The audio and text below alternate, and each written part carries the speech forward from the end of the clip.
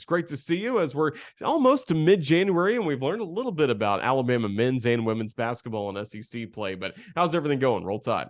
Great to be on. Roll Tide, Roger. Thank you for having me. The basketball season, as you mentioned, is in full force, and I'm excited about it.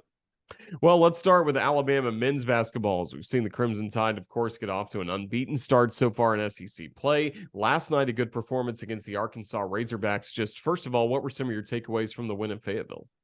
Well, to play in a tough environment against a really good team, that was a big-time win for Alabama. They were able to pull it out in the end. Such a deep team that Alabama has. You see Mark Sears going for 26 points, knocking down all 10 of his free throws. Brandon Miller with an efficient performance, not really as aggressive as he normally is, but you can see the talent and how he can impact the game. But that's a team, all-around team basketball, and Alabama's looking really good, and they can be very dangerous in the conference. Looking at Mark Sears, had the great performance as well against Kentucky, won the hard hat for that ball game, and then backs it up with another solid performance against Arkansas. Just what does he bring that maybe Alabama hasn't had in the last couple of years? Well, he's a strong guard, dynamic from a standpoint that he can score and bring the ball up the court. But, he has a scorer's mentality. I think head coach Nate Oates really did a great pick when he picked him got him out of the transfer portal coming from Ohio. But he's very confident. As you can see, the skills that he has, he can shoot from deep. He drives to the basket strong, and he finds a way to keep the team under control. But it's not just Mark Sears. It's the entire team. You have to give the credit to the coaching staff with the players that they have on this roster and that they play so well together. Even when some players don't have it, other players are able to pick it up. The depth, the continuity that they have, and the synergy in which they play in is phenomenal. And it's been a lot of fun to watch. I know from working games with you love to talk about post play, but how about some post players backing up a little bit, going beyond the 3-point line, knocking down some shots? We certainly saw that from Noah Clowney on Wednesday. We did, and we got to see it from Noah Clowney firsthand early on in the season. He has a soft stroke for a guy who's 6'10". He's not afraid to step out from the outside. He hit some timely buckets for Alabama. They had a big surge in the second half, and it was sparked with a corner three by Noah Clowney. But you talk about the shooting touch from the size. It's not just from the shooting, but they're also able to defend with long, rangy defenders, making it very hard for players to score in the interior against Alabama. Sticking with the big men for a moment, going back to Saturday, how about Charles Bediako and the job that he did, the entire team did against Oscar Tshiebwe, obviously one of the best in the league, the reigning National Player of the Year. I mean, such a force Oscar Tshiebwe is. He's one of the more strong players in the whole college basketball. He likes to get deep position down low. But Charles Bediako, as we mentioned early on in the season, he added 20 pounds of muscle, and you could see it this last game, able to hold his ground, keep his verticality against a much stronger player in Tshiebwe, holding Tshiebwe to season lows in points and rebounds. A phenomenal performance for him. You can see the ability that he has really grown in his game, particularly on the defensive end, impacting and anchoring that defense on the back line. It's really, really fun to watch. Sticking with a few individual players for the Crimson Tide, Brandon Miller, once again, the SEC Freshman of the Week, and he backed it up. As you said, it took him a minute to get going against Arkansas, but then when he does get it going, it seems like he has another level. Well, he's very, very poised, and he's patient because he understands that he can get his game going. So it's good to see him facilitate early on and not rush a lot of things, because teams are really, really going to focus in on him defensively. Arkansas put their best defender on him last night, tried to make things difficult, but he was patient. He let the game come to him.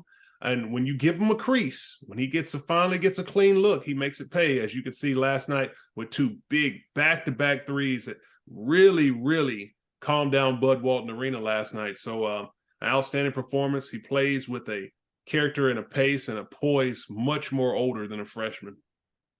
So you mentioned early in the season about Brandon Miller. He may be the best player Alabama's had. And of course, that gained a lot of traction on social media, people talking about it. Just since then, how have you continue to see him grow his game, and what could be next for him?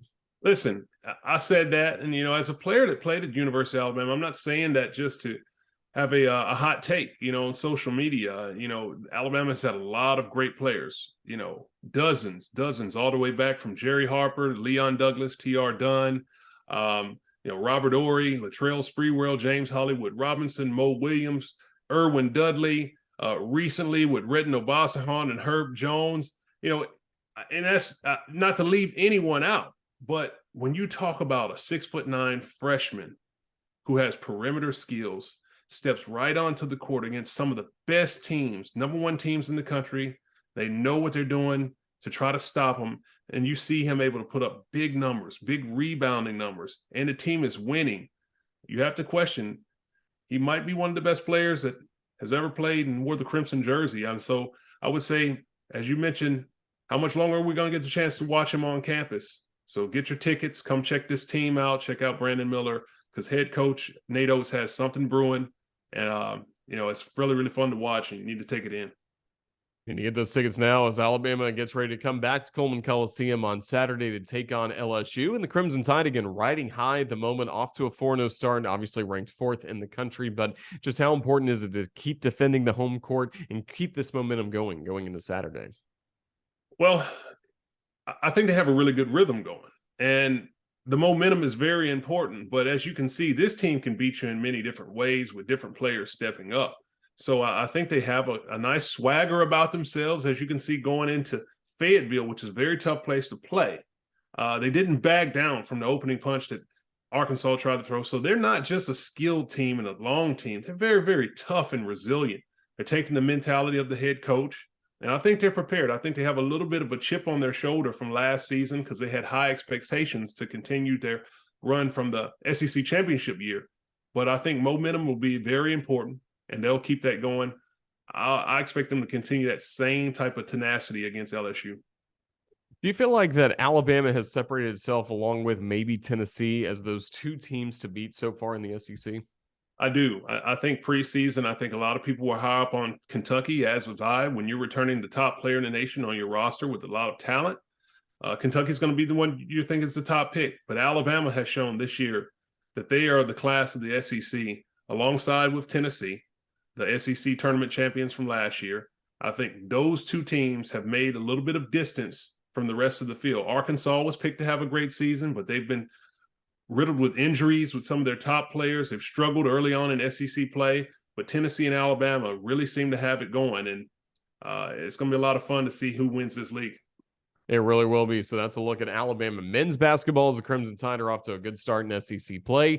The women's basketball team now 2-2 in conference play, bounced back last Sunday with a win against Auburn. Just what have you made of the start to conference play for Christy Curry's team?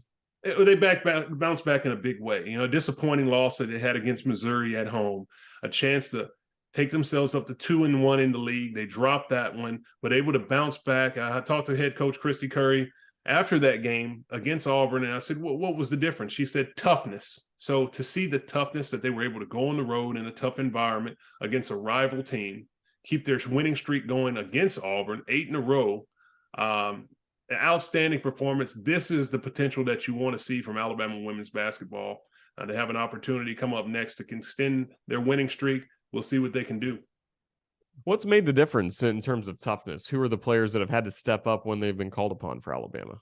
Well, I think Sarah Ashley Barker has really, picked up her game. She came in with a lot of high expectations, being from Birmingham, a hometown kid for the most part, a lot of success on the high school level, and a big-time recruit going to Georgia over Alabama out of high school. So I think a lot of people expected her to come in and really, really take the lead. She struggled a little bit early on, but she's been able to find her rhythm. It's not just on the offensive end. She can really, really impact the game in so many ways. Her rebounding, her defense, she's even blocked shots. She's passing the ball well and started to hit a few shots from the outside. If she can get things going, it really helps. But of course, Alabama starts with Brittany Davis. She picked up her play. She's a sweet shooter from the outside. And if she can do that and continue to do that, she'll set the pace for Alabama women's basketball. And of course, Coach Curry has talked all season long about the need for rebounds from this group. And with that, we've seen some blocks as well in the post. Just what do you like about the play of Jada Rice recently? She's really picked it up, rebounding much stronger. Picked up her play in the Missouri game, as you can see, when she was challenged with some low post play with some of the better bigs in the conference. But picked it up in the second half and was able to keep that momentum going into Auburn. She's going to really have to continue to keep her play at a high and consistent pace, rebounding, pushing it close to 10 rebounds a game if she can, blocking shots on the interior, as she's one of the best defensive shot blockers in the entire nation. So she'll have to continue to keep that type of momentum going and scoring when she gets her opportunities. It's going to be critical as they move forward in play because you need tough interior play. That'll really be apparent coming up on Sunday. The next game for Crimson Tide women's basketball will be against the Ole Miss Rebels, and Coach Yo in Oxford has the Rebels off to a really good start at 4-0. They do, and they're really well coached. They play a good style of basketball, and a lot of people not necessarily thinking they would be doing as much early on, but she has her team inspired. They're playing really good basketball, and this is a big challenge for Alabama. If they can get this win, they'll put themselves in a good position to stay ahead of the standings here and in the race on pace in the conference. That really will be important because after that, it'll be Texas A&M and LSU, both in Tuscaloosa. And again, just SEC basketball, do you love the ups and downs you can kind of see as we go through a season like this?